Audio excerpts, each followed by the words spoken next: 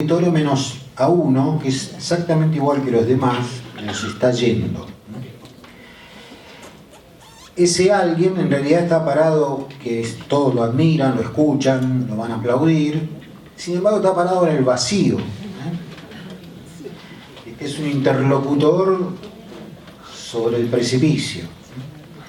Es decir, que parece ser que ese mensaje tan alto en cualquier momento se puede convertir en un mensaje hacia el vacío, hacia abajo.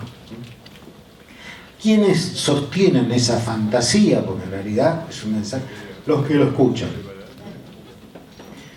Pero está en riesgo porque hay uno que está partiendo. ¿Qué pasaría si empiezan a partir? Bueno, ¿será esto lo que nos pasa en la escuela?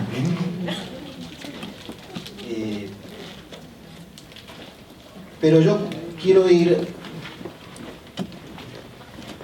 a algo que está aquí implícito, es el tema de las relaciones de poder y la comunicación en la escuela. Por ahí, para que podamos charlar, voy a cortar otras cosas.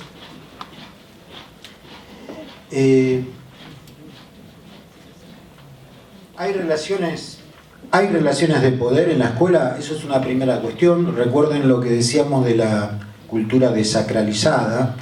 En una escuela sagrada no habría espacio para relaciones y competencia de poder.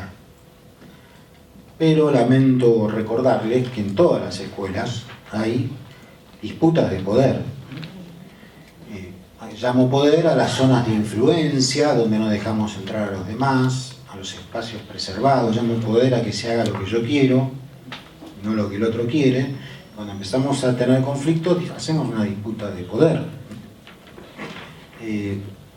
Bien, ¿qué pasa con la comunicación cuando hay disputas de poder en la escuela? Ya tengo un lío. Lo primero que diría yo es que si la disputa de poder en una escuela se convierte en una guerra interna, se terminó la comunicación. En la guerra no hay comunicación. Entonces, cuando se callan las palabras y lo único que queda es disputar, que no va a ser a las trompadas a lo mejor, sino va a ser con los murmullos, los cuentos, las versiones, toda forma de socavar el pillo al otro. Estamos ya en una guerra de a ver quién prevalece, se termina la comunicación. Por lo tanto, la responsabilidad del que conduce una escuela es evitar la guerra. Llamar a las partes, contener los conflictos, de tal manera que esto no se escale. Y la prueba más evidente de que no estamos en una guerra es que haya comunicación. Entonces, poner a hablar a las personas, poner a dialogar a las personas, es no negar las relaciones de poder, sino evitar que esas relaciones se conviertan en un conflicto exclusivo, o yo o el otro. Bien, en los roles educativos también ha habido una redistribución del poder. Hoy en día estamos con familias empoderadas y niños empoderados, que yo lo resumiría en estas categorías. Familias empoderadas son familias clientes. Es decir, cuando me doy cuenta, como dice Norbert Elias, que yo dependo de los otros. Hay dos maneras de concebir el poder. Una es autárquica, yo tengo poder, y otra es de interdependencia. Tengo poder porque me lo da el otro. Entonces cada vez hemos descubierto más que necesitamos a las familias. Y esto es darles poder, pero al mismo tiempo es entablar una relación de interdependencia, como el señor que estaba hablando del vacío, necesita de los otros. No hay nadie que pueda sostener su posición sin los otros. La familia cliente podemos cuestionarla en cuanto que solamente pida un servicio a cambio de dinero, pero también tenemos que valorar que ellos tienen la capacidad de elegir. Las escuelas de gestión privada lo tienen muy claro, las escuelas de gestión estatal también hoy en día están sometidas a la elección de las familias. Ya no se manda a los chicos a la escuela de la zona, sino a la escuela mejor. Bien. Y también considerar a los niños como sujetos de derecho, es decir, como que tienen derecho a tomar la palabra en la escuela, eso también ha modificado el equilibrio de poder en las instituciones y también al mismo tiempo arrastra a los problemas comunicacionales. Pero una buena comunicación parece que se establece entre personas que se necesitan. Si yo no tengo necesidad del otro, es difícil que me comunique profundamente con el otro. Si siento que el otro es prescindible, es difícil que le preste atención.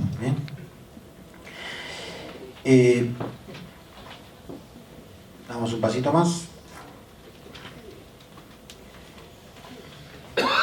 Asimetrías y simetrías en la comunicación escolar. Uno tendería a decir que una comunicación supone una simetría entre los interlocutores. Decir que el otro es un interlocutor válido es como ponerlo a mi misma altura, su palabra vale tanto como la mía. Sin embargo, en la escuela hay asimetrías. Adulto-niño, el que enseña y el que aprende. Asimetrías que yo diría que valdría la pena sostenerlas.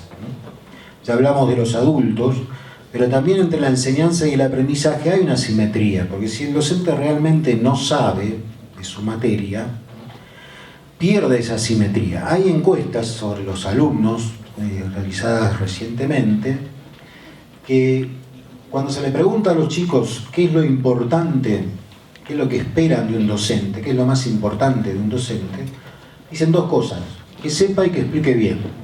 Las cosas más tradicionales, inesperadas, de chicos de hoy en día, ¿no es cierto? Es decir, se mantiene esa demanda. Un docente que no sabe es un docente que decepciona.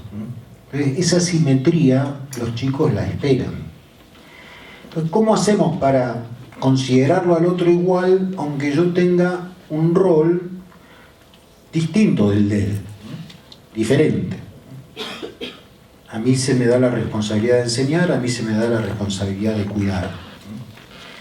Bien, en algún momento, trabajando en el Estado, hemos llamado a esta conjunción de asimetría y simetría, asimetrías democráticas. Y acá les planteo un par de temas para pensar, que es cómo nos comunicamos con chicos si ponemos en la escuela centros de estudiantes. Porque van a ver que esto es una política del Estado que está manteniendo, de los centros de estudiantes.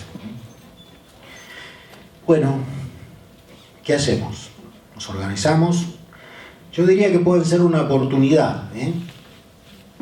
Cuando a mí me ha tocado trabajar este tema en el Estado,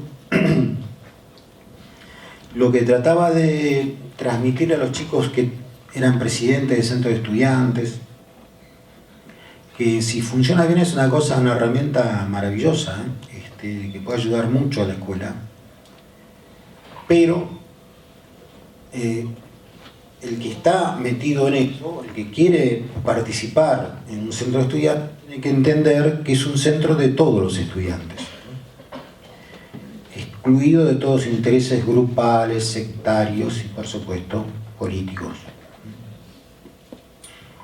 Bien. Tal vez es un diseño de dispositivo que es establecer una comunicación con un otro más empoderado. Hablo con el presidente del centro de estudiantes, es alguien que habla en nombre de los estudiantes. No deja de ser estudiante, no le estamos pidiendo que conduzca la escuela, conduce la escuela es el rector, pero tiene la oportunidad de escuchar la opinión de sus estudiantes. ¿Es un riesgo o es una posibilidad? Bien, pensémoslo. Bueno, para no cansarlos vamos a cerrar.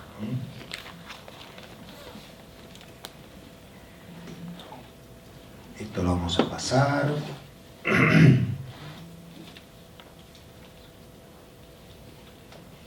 decir que son las 2:30. cosas? ¿Vale una respuesta doble? A ver. ¿Es un riesgo y una posibilidad? ¿Escucharon?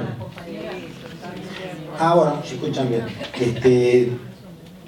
A ver, hablemos. ¿Qué opinan ustedes? ¿Puede ser las dos cosas, un riesgo y una posibilidad, el centro de estudiantes? ¿Alguien tiene alguna experiencia para contar? Sí.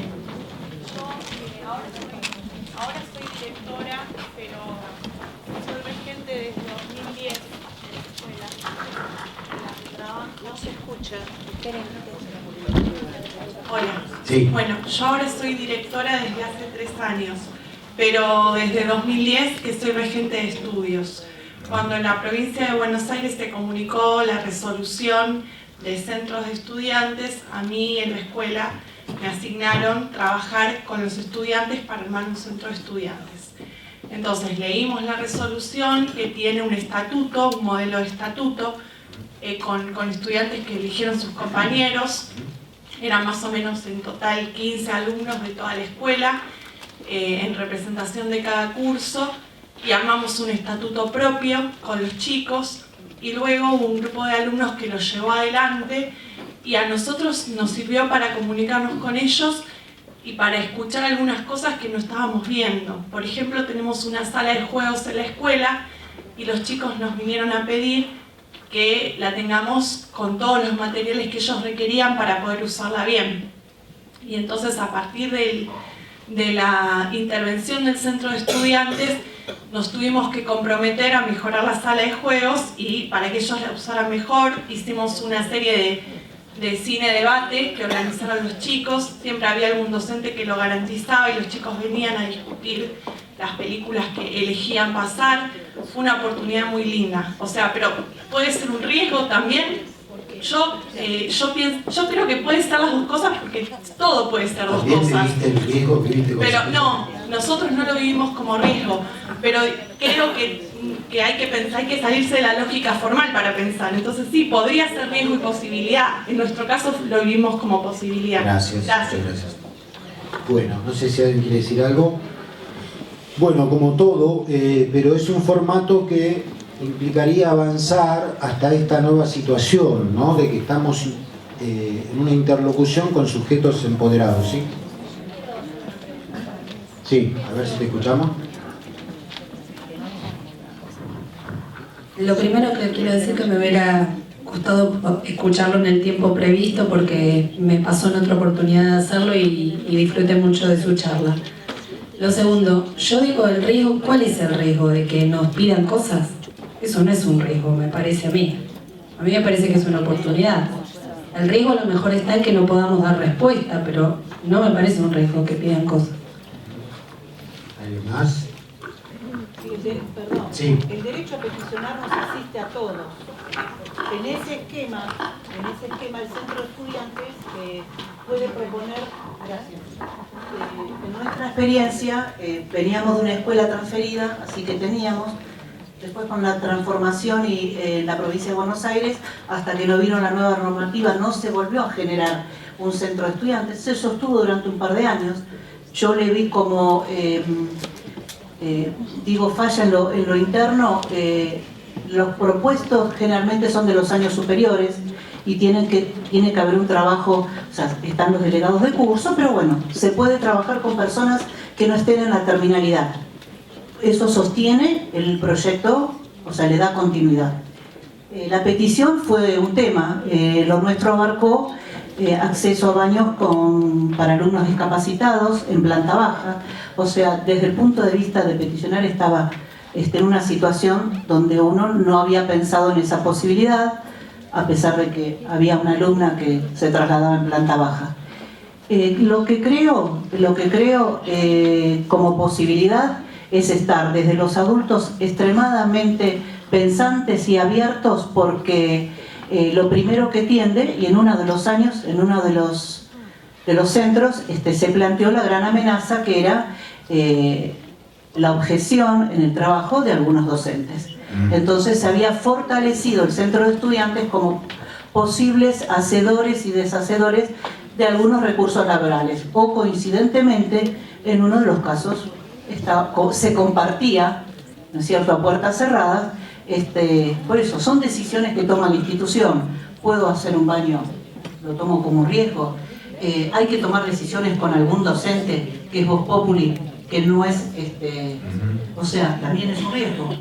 O sea, despedimos al docente, no porque el centro de estudiantes, o sea, creo que es políticamente ambas cosas, como dije, riesgo y posibilidad combinan perfectamente todo el tiempo, en todo. Quiero decir algo sobre este punto, me parece importante, pero no solamente gracias, perdón, gracias por la intervención. Sobre este punto de la evaluación de los docentes, me parece que no solamente se ocurre con los chicos, sino también con las familias, ¿no? Que evalúan el desempeño de los docentes y pueden presionar una red que me parece que es una idea potente esta y valiosa, que los padres funcionen en red y se comuniquen entre ellos. Tiene varias utilidades, es importante, pero también puede ser el consenso para presionar sobre los... A mí me parece que el encuadre de la comunicación es parte de la comunicación. Un mensaje que enviamos, lo enviamos con el encuadre de la comunicación. El encuadre establece los temas pertinentes, el modo pertinente de comunicarse, las reglas de la comunicación. Y a mí me parece claramente que el desempeño docente no tiene que ser evaluado formalmente por los alumnos ni por los papás. La pregunta es, ¿por quién es evaluado? Está bien, no es pertinente que lo hagan los chicos, no es pertinente que lo hagan los padres, hay que frenar eso, pero hay que decirles que alguien lo evalúa, porque si estamos en que nuestro trabajo no puede ser evaluado, queda una demanda sin respuesta. Entonces está este tema de cómo nos abrimos los docentes a la evaluación, a nuestra evaluación del desempeño profesional, ¿no? Sí. Sí. Antes que se vaya demasiado el tema sobre los centros de estudiantes, y tiene que ver también esto que decía la colega respecto a la evaluación que el alumno puede hacer del docente y quién debe evaluarlo. Pero el tema fundamental de los centros de estudiantes en este momento es que la normativa que se bajó en la provincia de Buenos Aires es verdaderamente artera, porque está llevando a una cuestión politizada, no política. De manera que, bueno, uno de los pedidos que tenemos que hacer en este Congreso a las autoridades provinciales es que revisen esa normativa, porque está empoderando por demás al alumno, que tiene derechos, pero que también tiene obligaciones que el centro de estudiantes, así como está normado, tiende a borrar. Esa es la cuestión. Como experiencia, cuando lo pusimos en marcha, es justamente lo que dice ella. Yo tengo un nivel superior y se politizó directamente. Era tratar de conseguir personas para que llevarlo a una idea política, y bueno, duró un año porque al ser pluralista no lo pude mantener. En esto del trabajo con los presidentes de los centros es muy importante. Y esta cosa de que todo lo que sea institucional es de todos, los que pertenecen y los que no pertenecen. No es para sectorizar o sectarizar, porque entonces deja de ser institucional. Entonces eso es una frontera, recuerden, la comunicación, y si la resolución lo habilita, está bien que pidamos que se revise, no la conozco yo en detalle. Entre docentes y estudiantes, bueno, esta imagen de... ¿La ven? ¿Alcanzan a leer? ¿Alguien sabe por qué faltó Martínez? Dice mirando los cuchillos que se clavan. Pero vean ustedes, hay uno que le pasó cerca, ¿sí? Vean ustedes que ella sigue tomando asistencia. Es decir, el antiguo rol, que se comunica desde el antiguo rol sacralizado, en un ambiente de desacralización absoluta, porque llueven los cuchillos, ¿no? bueno, y lo mismo pasa con algo que tomé esta imagen porque los chicos lo toman así, pero que no es algo gracioso, que es el bullying, ¿no? Y con el tema del peso de manera particular en nuestros días, con cuestión del cuerpo y el cuidado del cuerpo y el formato del cuerpo, que esta violencia del acoso entre los chicos atraviesa a todas las instituciones, ¿no? Y voy a decir algo de la comunicación, ya cerrando, de la comunicación y la violencia, ¿no? Lo que diría en principio es que la violencia es un mensaje, pero antes de entender el mensaje yo creo que hay que encuadrarlo y establecer que en la escuela no tiene que haber violencia. Pues acá volvemos a, si tenemos la posibilidad de, todavía tenemos palabras que transforman la realidad y todavía tenemos palabras que prescriben, que pueden establecer un adentro y un afuera, y en el afuera debería estar la violencia. La escuela tiene que ser, tenemos que construir una escuela pacífica, pero la comunicación y la violencia, buscando mis apuntes, son términos contradictorios, porque la violencia en principio transcurre en el silencio y en la oscuridad, ¿eh? La violencia no sale a la luz de lo público, ni la violencia toma la palabra. La violencia calla y la violencia se oculta. Porque desde que existe el Estado moderno democrático, el Estado tiene el monopolio de la violencia. Si la violencia está en manos de los privados, tiene que ser por el silencio, por la oscuridad, por el ocultamiento. Entonces, darle la palabra a los chicos, que ellos puedan hablar, que los podamos escuchar, es la mejor prevención de la violencia que podemos hacer. Porque la víctima deja de ser víctima cuando toma la palabra. Hay un chiste que se hace en la Universidad de Harvard. Un alumno le cuenta a otro: ¿lo conoces a un tal Jesús? ¿Es un Jesús? Sí, es un nuevo profesor. Y parece que es muy bueno. Entonces el otro le pregunta: ¿publicó algún paper? No. Bueno, cuando publique uno me voy a fijar a ver si es bueno o no. Bueno, los grandes maestros de la tradición occidental y del mundo, Jesucristo, para empezar, Jesús, no escribió nada. Hay un libro de George Steiner, que se los recomiendo. Después, si quieren bibliografía, me la pueden pedir, voy a dejar ahí una dirección, que se llama Grandes Maestros. Y Steiner dice que los dos grandes maestros de Occidente, Jesús y Sócrates, ninguno de los dos escribió nada. Y sin embargo son los que más enseñaron, porque seguimos ahondando, descubriendo lo que sus palabras nos dicen, se siguen comunicando a través del tiempo con nosotros, pero Jesús de manera particular. Pero entonces enseñaron sin escribir, enseñaron sin dejar un libro. ¿Cómo enseñaron? Mostrando. La enseñanza no pasó por la palabra, sino que pasó por el cuerpo. Metaforizaron su mensaje en gestos. Lo hicieron visible a través del lenguaje, del cuerpo, de la acción. Una comunicación enseñante tendría que ser una comunicación que muestra. No tanto que habla, sino que muestra. Lo que queremos enseñar lo deberíamos mostrar.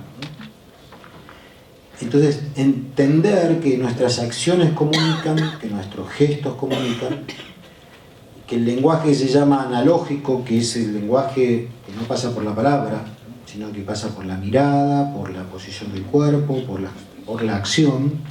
Es mucho más penetrante y perdura mucho más que el lenguaje digital de las palabras, racional. Diría también que es muy importante entender que la comunicación supone una aproximación. Entonces, el primer gesto comunicativo que habría que instalar en la escuela, decíamos, mostrar. ¿Cómo les mostramos a los chicos que los queremos escuchar? Lo primero es acercarnos a ellos. Hay algo que no sé, lo dejo para pensar, es una cosa muy antigua. Pero yo fui a una escuela donde los docentes estaban en el patio con los alumnos, no en la sala de profesores. Y que era una aproximación, estar cerca, que a veces se convertía en una conversación, pero era solo posible por la cercanía. Pero hay muchas maneras de acercarse a los chicos, acercarse a sus juegos, acercarse a sus entretenimientos. En esta cultura de la ansiedad, la comunicación consigo mismo es una dificultad muy grande. La ansiedad que nos genera el no fracasar nos impide mucho esta comunicación con nosotros mismos, pero solo una comunicación que nace del encuentro consigo mismo puede ser una comunicación, como diría Julien, íntima.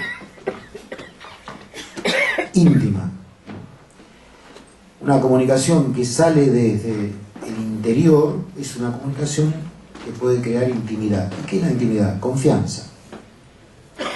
Cuando bajo las barreras, es lazo, no es solo intercambio. Es un vínculo que al mismo tiempo nos protege.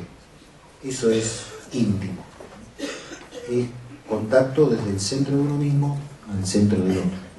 Que puede ser nada más que con un gesto, puede ser con una actitud, puede ser con una mirada, que salga del interior y le llega al otro y se genera este ámbito de comunicación profunda en la escuela, que es lo que después perdura a lo largo de la vida como efecto educativo. Bueno, ojalá que estos desafíos comunicacionales a los que todos estamos afrontados y que los resolvemos dentro de los límites, los agudos límites de nuestras posibilidades, los vayamos a recorrerlo juntos, acompañándonos. No sé si hay más preguntas, a ver, sobre todo. Sí. Gracias, ¿alguien quiere decir algo? Sí, cómo no. Nos vamos poniendo de acuerdo con los tiempos, hemos rearmado absolutamente todo y le agradecemos enormemente al licenciado su tiempo, su tranquilidad, su paz, su voluntad, sus ganas, que eso se transmitió aquí. Le quiero preguntar por algo que me resulta muy importante, sobre todo para la escuela secundaria. Cuando habló de la teoría de Palo Alto, de la comunicación, usted dijo que si dejáramos de ser tan activos los docentes, los directivos y demás, le daríamos lugar a los alumnos en esta cuestión que pasa hoy con las culturas juveniles, de pareciera, del no me importa nada, la pasividad, etc. Y eso ligado con la cultura de la ansiedad, que también me produjo mucha atención y mucha ansiedad. Sí, hay historia en la educación sobre esto de que la mejor enseñanza es la que deja libre la expresión de los chicos, que es la tradición de la escuela nueva.